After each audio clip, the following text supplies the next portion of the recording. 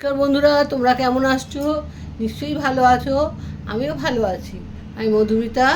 আজকে একটা রান্না করছি। শীতকাল তো পড়ছে, এখন তো পালং শাক উঠছে। পালং শাকের দিয়ে একটা রান্না বানাচ্ছি। আমি পালং শাক দিয়ে যে রান্নাটা করি, বাড়িতে হামেশাই খাই, সেটা পালং শাকের, সেটা তোমাদের করে দেখাচ্ছি। প্রথমে ইন্ডাকশানটা জ্বালিয়ে দেবো। খালি কড়ায়, তেল ছাড়া পালং শাক বুঝে দেবে। আমি এক আটি পালং শাক নিয়েছি, সেই জন্য এই 1 চামচের একটু বেশি জিরে দিলাম। জিরেটাকে একটু ভেজে নেব।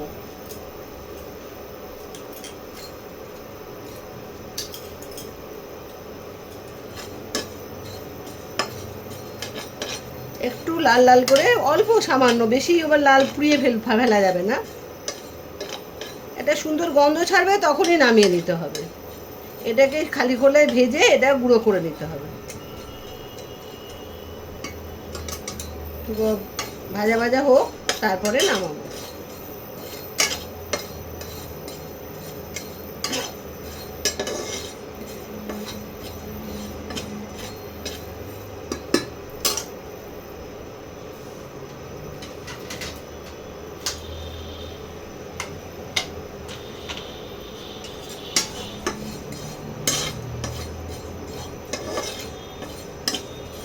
এই জিরেটা ভাজি, এই জিরেটা ভাজা গুঁড়ো এই পালং শাকের রান্নাটার মধ্যে দিলে খুব সুন্দর একটা গন্ধ বেরোয়। ওই জন্য এই জিরেটাকে ভেজে গুঁড়ো করে পালং শাকের মধ্যে দেব।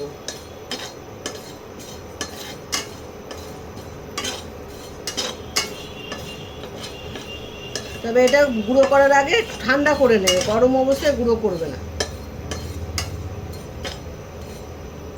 এবার নামিয়ে ফেলছি, সুন্দর একটা গন্ধ বেরোচ্ছে।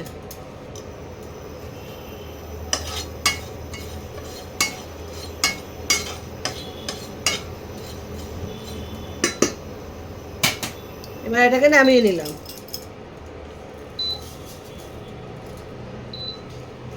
এই কড়াইতেই সর্ষের তেল দেব।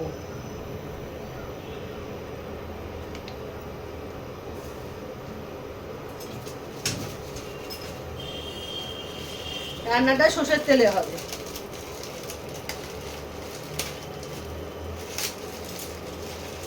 তেলটা গরম হোক।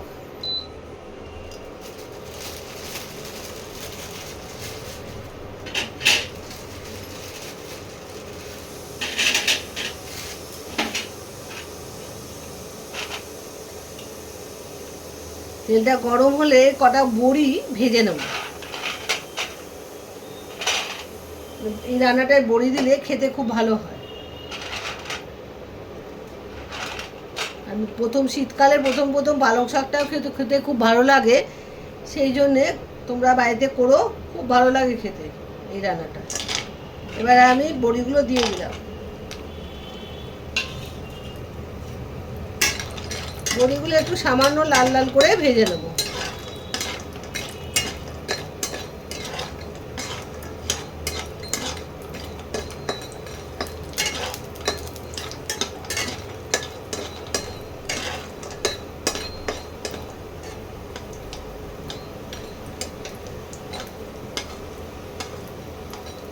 বড়ির কাঁচা গন্ধটা একটু মানে চলে যাবে, তাহলেই হবে।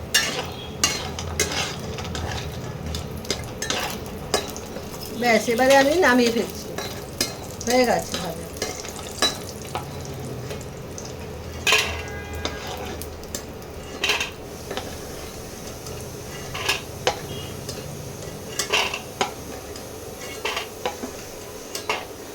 এই তেলের মধ্যেই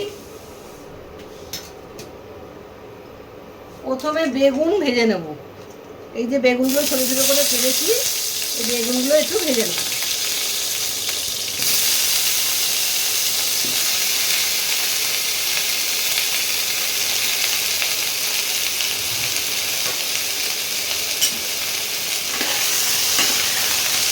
সামান্য একটু হলুদ আর সামান্য একটু নুন এর মধ্যে দেব, বেশি নয়, অল্প সামান্য একটু হলুদ দিয়ে দিলাম।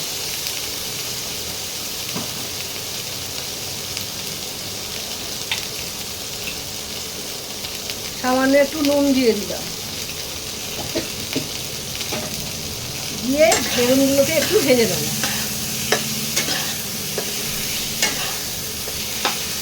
বেগুনটা ভাজা ভাজা হয়ে গেছে, এবারে আমি বেগুনটা তুলে নেব। এর থেকে বেশি ভাজার দরকার নেই।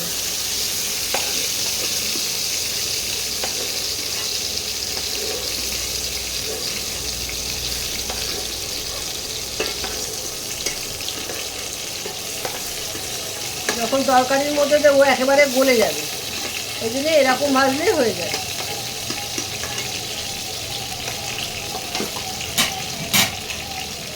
এবারে শিমগুলো ভেজে নেব।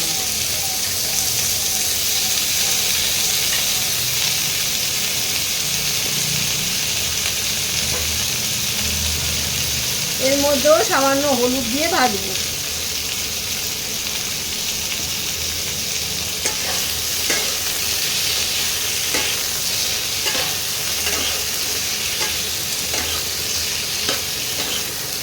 শিমটাও ভেজে নিই, ভেজে নিয়ে আবার তোমাদের দেখাচ্ছি। শিমগুলোও ভাজা ভাজা হয়ে গেছে, এবারে শিমটাও হাফ ভাজা করছি, কিন্তু পুরো ভাজা হচ্ছে না। এটা এবার শিমগুলোকে তুলে নিলাম।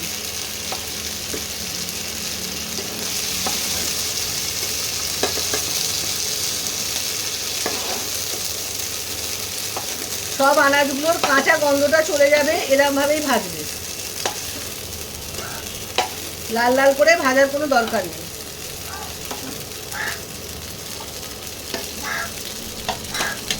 এবারে এই তেলের মধ্যেই একটা আলু ছোট করে কেটে রেখেছিলাম, সেটা দিয়ে দিলাম।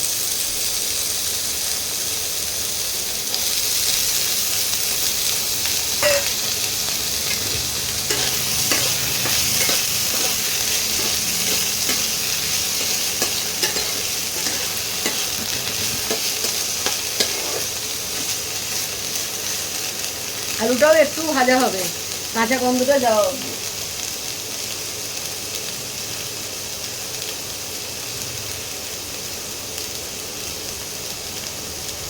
এই আলুর মধ্যে মূলো কুচিয়ে রেখেছিলাম, এই মূলোটাও দিয়ে দিচ্ছি, একসঙ্গে ভাজা হয়ে যাবে।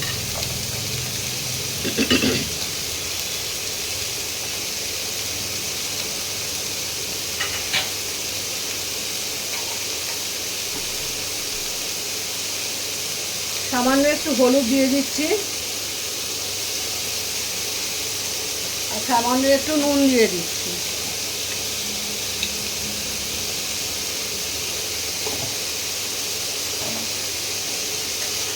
অল্প করে ভেজে নেব।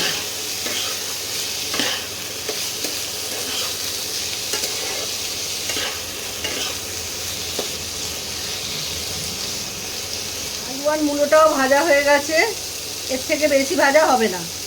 এবার এগুলোও তুলে নিচ্ছি।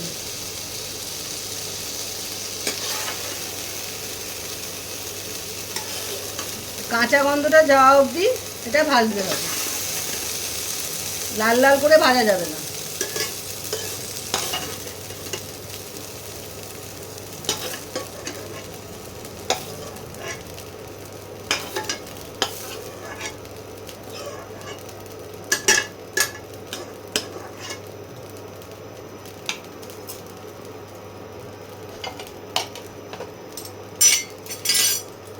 এবার কড়াইতে আর একটু তেল দেব।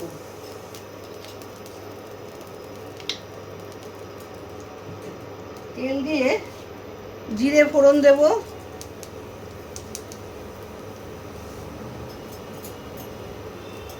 আর একটু হিং দেব। এই দুটো ফোড়নে দেব। তেলটা একটু গরম হোক, ফোড়নগুলো একটু দিয়ে সুন্দর গন্ধ বেরোবে, তখন একটা টমেটো কুচি করে রেখেছি, এটা দিয়ে দিচ্ছি। ফোড়ন দিয়ে গন্ধ বেরোতে আরম্ভ করে দিয়েছে।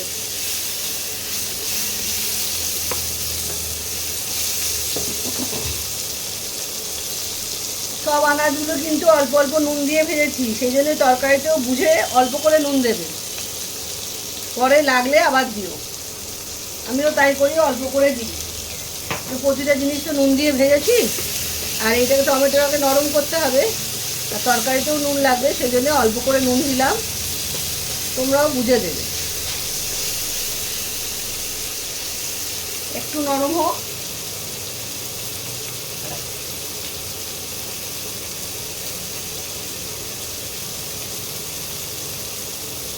এক চামচ আদা বাটা দিলাম,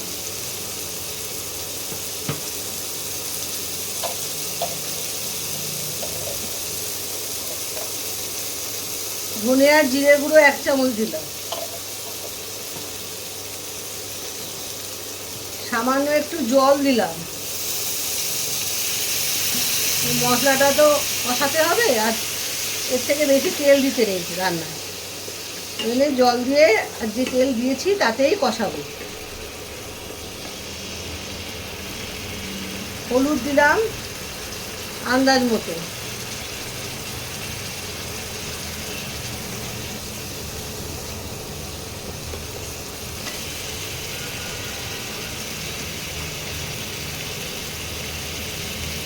ঝাল লঙ্কার গুঁড়ো তোমরা যেরকম খাবে সেরকম দেবে বুঝে।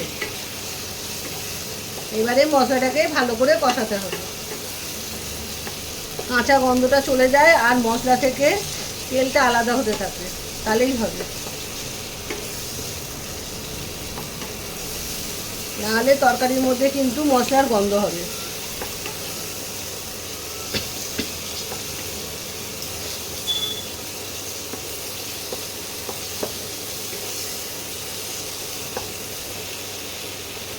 আর একটু জল দিচ্ছি, মশলাটা আর একটু কষাতে হবে।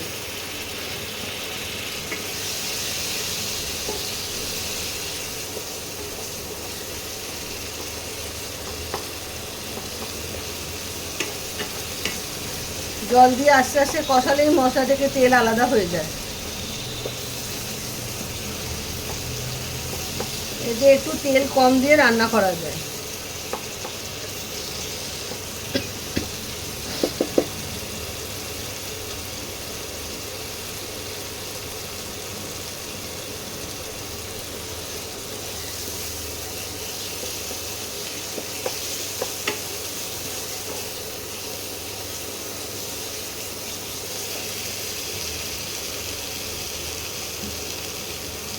যেহেতু এটা শাক, সেই জন্যে 1/2 চামচ আমি চিনি দিলাম। একটু মিষ্টি না হলে খেতে ভালো লাগবে না, তোমাদের ইচ্ছে হলে দেবে, না হলে দেবে না। একটু চিনি মিষ্টি না হলে শাক খেতে ভালো লাগে না।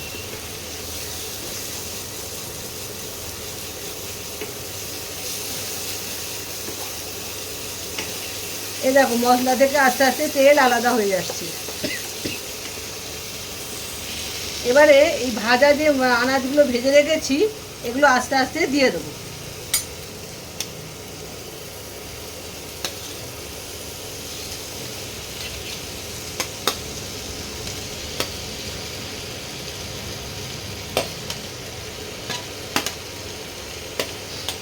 কটা বেগুন চলে গেছে, বেগুনটা একটু পরে দিতে হয়, একসঙ্গে রেখেছি তো কটা বেগুন চলে গেছে।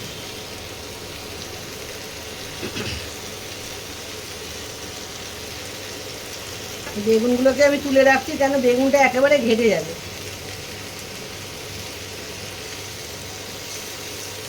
বেগুন দিয়েছি কিনা বোঝাই যাবে না, ওই জন্য বেগুনটা তুলে দিলাম। অল্প কটা বেগুন চলে গেছিল, বেগুনটা পরে দিতে হবে। এই মশলার মধ্যে আনাজগুলোকে ভালো করে মিশিয়ে নিতে হবে।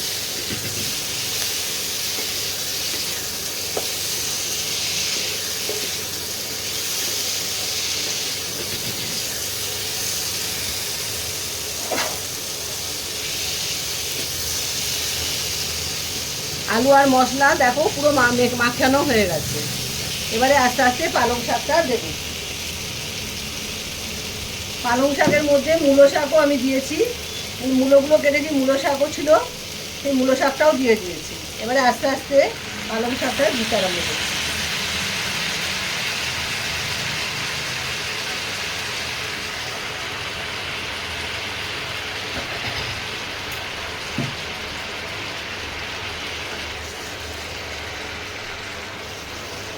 এইভাবে পুরো পালং শাকটা দিয়ে দেবো।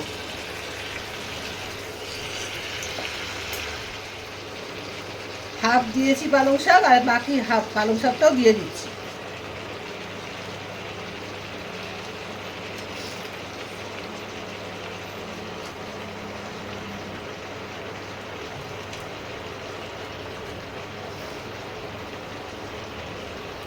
এই রান্নাটায় কিন্তু জল পড়বে না, এই পালং শাকের জলেই রান্নাটা হবে।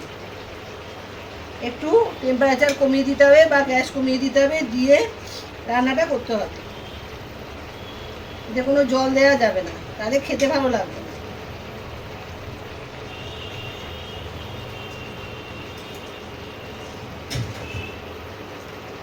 পুরো পালং শাকটা দিয়ে দিয়েছি। এবার আস্তে আস্তে মিশিয়ে দিয়ে আর ঢাকা দিয়ে দিতে হবে, আর টেম্পারেচারটা একটু কমিয়ে দিতে হবে, তাহলে শাক থেকে জলটা বেরোবে, সেই শাকের জলেই শাকটা সেদ্ধ হবে আর আনাজগুলোও সেদ্ধ হবে। এবার আমি একটা ঢাকা দিয়ে দিচ্ছি।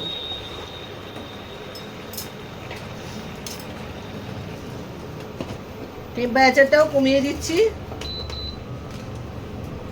একটু শাকের জলটা বেরিয়ে যাক, তারপরে আস্তে আস্তে টেম্পারেচারটা বাড়াবো। 5 মিনিট বাদে দেখো কত জল বেরিয়েছে পালং শাক দিয়ে, ঠিক আছে? জল ছাড়াই পালং শাক তৈরি হয়ে যায়, এত জল বেরিয়েছে।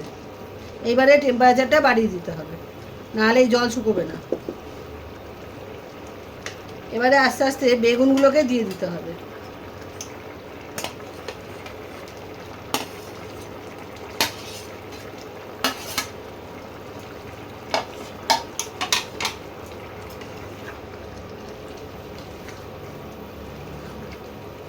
আর যে জিরেটা আমি শুকনো খোলায় ভেজে রেখেছিলাম, এবারে অল্প করে দিয়ে দেবো।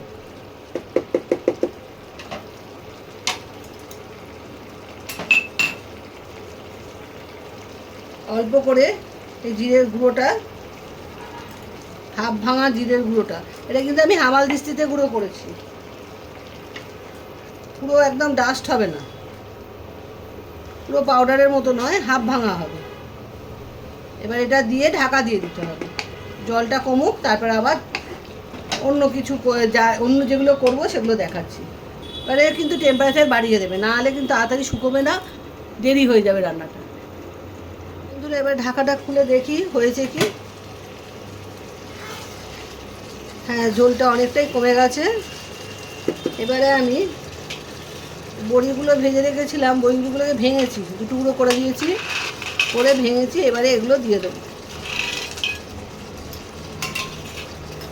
ভালো করে মিশিয়ে নিই বড়িগুলো।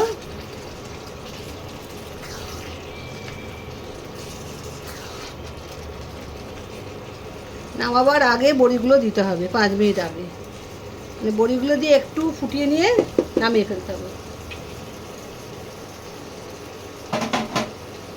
আর জিরে গুঁড়োটা যে করে রেখেছিলাম, প্রথমে কিছুটা দিয়েছিলাম, আর এখন বাকি জিরে গুঁড়োটা দিয়ে দেবো, মানে খেতে খুব সুন্দর গন্ধ হবে, খাওয়ায় তরকারিটাতে খুব সুন্দর গন্ধ হবে। এবার এটাকে মিশিয়ে দিচ্ছি।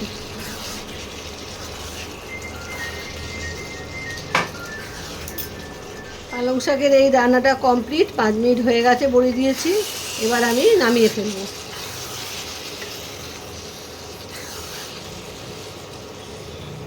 নামিয়ে তোমাদের দেখাচ্ছি। পালং শাকের তরকারিটা বাটিতে ঢেলে নিয়েছি, দেখো কি সুন্দর দেখতে লাগছে। রান্নাটাও কিন্তু খুব সুন্দর খেতে হয়। তোমরা পুরো ভিডিওটা দেখো, দেখে রান্নাটা করে খেও। শীত পড়ছে তো, এই তরকারিটা কিন্তু খুব ভালো লাগে খেতে, এখনই ভালো লাগে, পরে আর ভালো লাগবে না অত। এখন কিনে এই রান্নাটা, পালং শাকটা কিনে রান্নাটা করে খেও। আমি যেরকমভাবে দেখেছি, একবার এইভাবে করে খেও, দেখবে খুব ভালো লাগবে।